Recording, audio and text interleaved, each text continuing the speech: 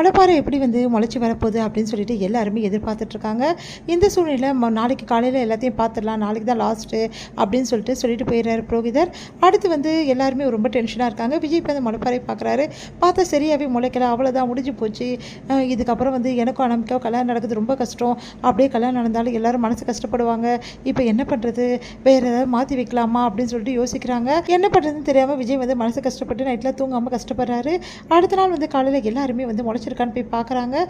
பார்த்து வந்து எல்லாருமே அப்படியே அதிர்ச்சியாக பார்த்துட்டே இருக்காங்க. இந்த சூழ்நிலையில் சித்ரா வராங்க. எல்லாரும் அங்கே வேறு நிற்கிறாங்களா, கண்டிப்பாக முளைச்சிருக்க போகிறதில்ல, நான் தான் வந்து ஊற்றிட்டேனே மருந்தை, எப்படி முளைக்கும், அவ்வளோதான், எல்லாரும் ரொம்ப சோகமாக இருக்க போகிறாங்கன்னு சொல்லிட்டு சித்ரா போய் பார்க்குறாங்க. பார்த்தா எல்லாம் சந்தோஷமாக பார்த்துருக்காங்க. பார்த்தா பயிர் நல்லா வளர்ந்துருக்கு.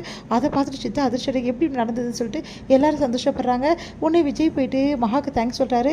எனக்கு நல்லா தெரியும் இதை நீங்கள் தான் பண்ணீங்கன்னு சொல்லிட்டு. இல்லை நான் பண்ணல விஜய், நான் பார்த்துட்டேன், நான் போனோன்னு நீங்கள் வந்து அதை மாற்றி வச்சிங்க, நான் பார்த்தேன் அப்படின்னோடனே. இல்லை விஜய், யாருக்கா தெரிஞ்சிட போகுது, ரொம்ப தேங்க்ஸ், எனக்கு காதலுக்காக இப்படி பண்ணியிருக்கீங்களே, ரொம்ப தேங்க்ஸ் அண்ணி அப்படின்னு சொல்லிட்டு தேங்க்ஸ் சொல்லிட்டு போகிறாரு. இது எல்லாத்தையுமே வந்து சூர்யா கேட்டுறாரு. என் தம்பி லைஃபுக்காக இவ்வளோ யோசிச்சிருக்கேன் அப்படின்னோடனே. அதே மாதிரி தான் என் அக்கா லைஃபுக்கு நான் யோசித்தேன், ஆனால் அது தப்புன்னு சொல்கிறீங்க, இது கரெக்டுன்னு சொல்கிறீங்க, உங்கள் அக்கா தப்பு பண்ணா, ஆனால் என் தம்பி அப்படி கிடையாது இல்லை அப்படின்னு சொல்லிட்டு போகிறாரு.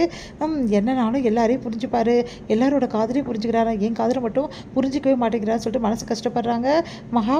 அடுத்து வந்து எல்லாருமே வந்து அடுத்த நாள் வந்து விரதம் இருக்கணும், முக்கியமான விசேஷ நாள் அப்படின்னு சொல்லிட்டு பாட்டி சொல்லிடுறாங்க. அதனால் இப்போ லேடிஸ் எல்லாருமே விரதம் இருக்கணும் அப்படின்னு சொல்லிட்டு முடிவு பண்ணுறாங்க.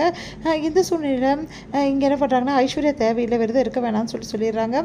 அதன்படி எல்லாரும் வந்து விரதம் இருக்கும்போது என்ன பண்ணுறாங்க, மகா வந்து சொல்கிறாங்க, எனக்காக வந்து அவரும் விரதம் இருக்காரு அப்படின்னு அதிர்ச்சி அடைகிறாங்க சூர்யா.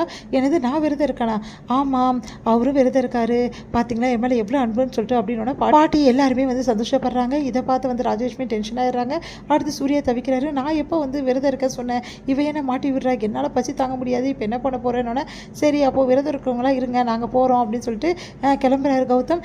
என்ன கௌதம் நீங்கள் இப்படி பண்ணுறீங்க, நான் தான் இருக்க முடியல, நான் தான் பாப்பா வச்சுருக்கேன் வயிற்றுல, எனக்காக நீங்கள் இருக்கலாம்ல அப்படின்னு சொல்லிட்டு கௌதமை மாட்டி விட்டுறாங்க ஐஸ்வர்யா. ஐயோ இப்படி பண்ணிட்டாலுன்னு சொல்லிட்டு கௌதமும் டென்ஷன் ஆயிடுறாரு.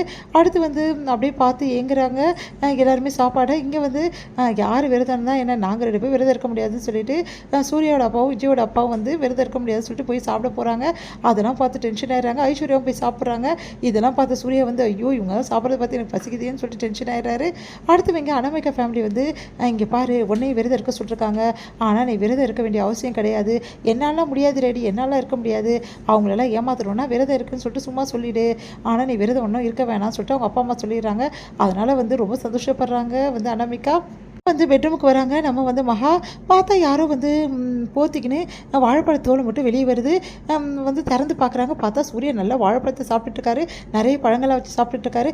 ஏங்க இதுதான் விரதமான்றாங்க. நானும் இருக்கிறேன்னு சொன்னேன், நீ தான் எல்லாக்கிட்டையும் மாட்டி விட்ட, ஆனால் என்னாலாம் இருக்க முடியாதுப்பா, அதனால தான் கொஞ்சமாக பழம் சாப்பிட்றேன். இதுதான் உங்கள் கொஞ்சமாக, ஒரு தட்டு ஃபுல்லாக பழத்தை வச்சு சாப்பிட்டுருக்கீங்க, இதான் கொஞ்சோன்றீங்க, ஏதோ பசினா ஒரு பழத்தை எடுத்து சாப்பிடுவாங்க, இப்படியே அங்கே பண்ணுவீங்க அப்படின்னு சொல்லிட்டு சொல்கிறாங்க. இங்கே பார் மகா, என்னால் அதெல்லாம் பண்ணவே முடியாது, தேவையில்லாமல் என்னை மாட்டி விடாத, என்னை நிம்மதியாக சாப்பிட விடு, என்னை டிஸ்டர்ப் பண்ணாத, நீங்கள்லாம் வந்து உங்களை போய் நான் விரதம் இருக்குங்கன்னு சொல்லிட்டேன் பாருங்கள் எல்லாக்கிட்டையும், இதெல்லாம் தெரிஞ்சால் என்னை பற்றி என்ன நினைப்பாங்க, சரி தெரியாமல் கதவு சாத்தின்னு போயிடு அப்படின்றாங்க. உடனே வந்து இவரெலாம் இருக்காரு அப்படின்னு சொல்லிட்டு போகிறாங்க. மகா இதோட முடியுது.